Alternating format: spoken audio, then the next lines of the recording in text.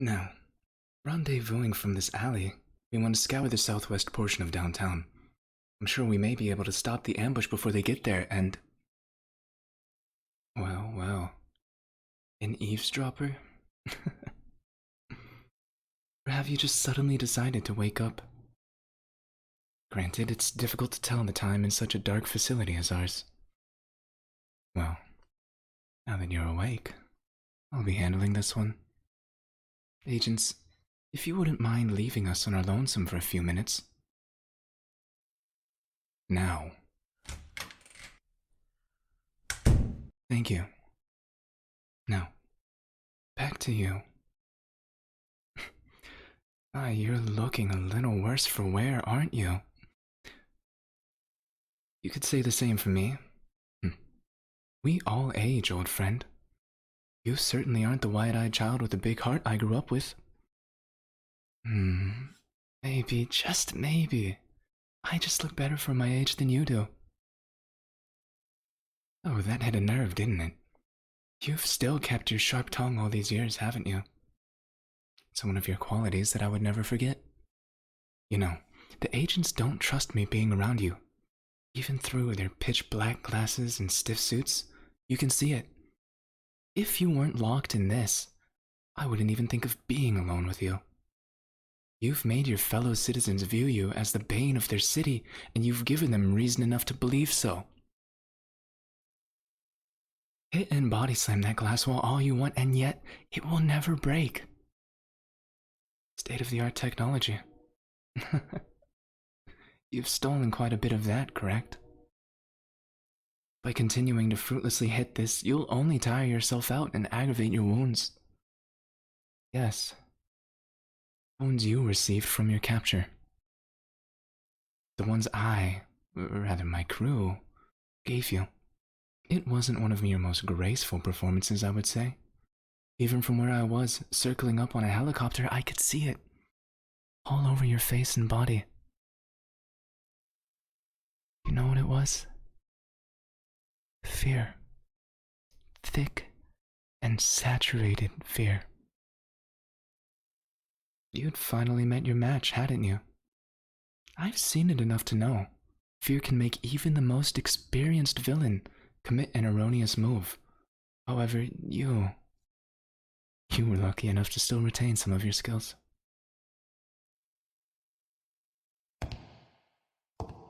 Do you recall? As you began making your grand exit, it was clear that you weren't expecting us to show up. You tried to keep your composure and fight us off, yet as the time passed, you became tired. Exasperated. You finally gave in and collapsed to the cracked pavement. Same way you're sliding down that glass wall now. This wasn't you. The you I knew and adored. Was it me that finally uncovered your plans? Yes it was. You could say that I felt a bitter tangle of both satisfaction and remorse, yet I couldn't help but become entranced by your plans. They were so intricate and intimate. It was like I was seeing something meant for someone else. Still, I could tell you wrote them. It was as if we were still studying in the lab back in college, with your clean and overly organized way of writing all your notes. Prior, however, I've seen you countless times on the news as you unleash brutal assaults, cold and calculating. I've studied your tactics, gear, and... No, I don't stalk you. Merely observation. Am I happy, you ask, for finally capturing you? I want to be. I want to force myself to celebrate, to receive all the glory, to be bestowed a medal of honor. But I can't bring myself to wholeheartedly want any of that. All I desire, genuinely, is to... Nothing. It doesn't matter. Even as you glare into my eyes and furrow your brow, Your eyes are the same I've always known, full of determination and some kind of spark, but now they carry a new kind of look. Realization. Don't try to refute me when I've known you for so long. It's hitting, you know, isn't it? The full weight of the people you've harmed, the things you've done. It's about time you have a damn moment of reflection. So, the moment has arrived. Why? Why did you do it? That's the question that's been burning on my tongue for so long. It's the question I've simultaneously dreaded to ask.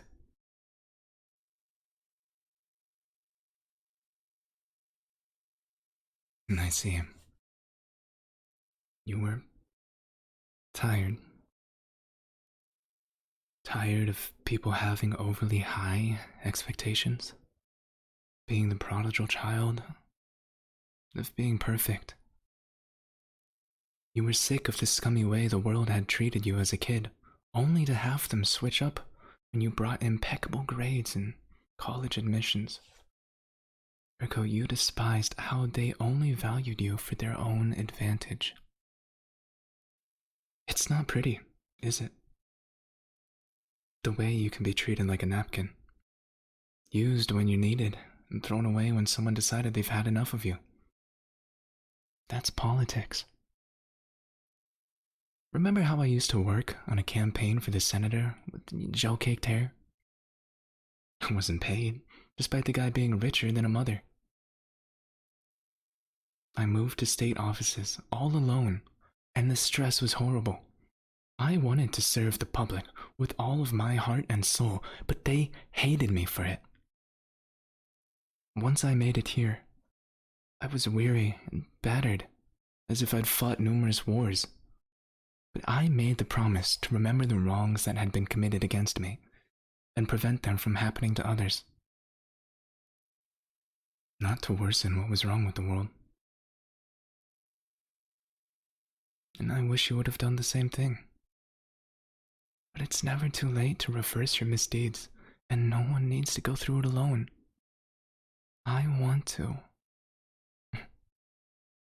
Yeah. I'll spin it out if you let me.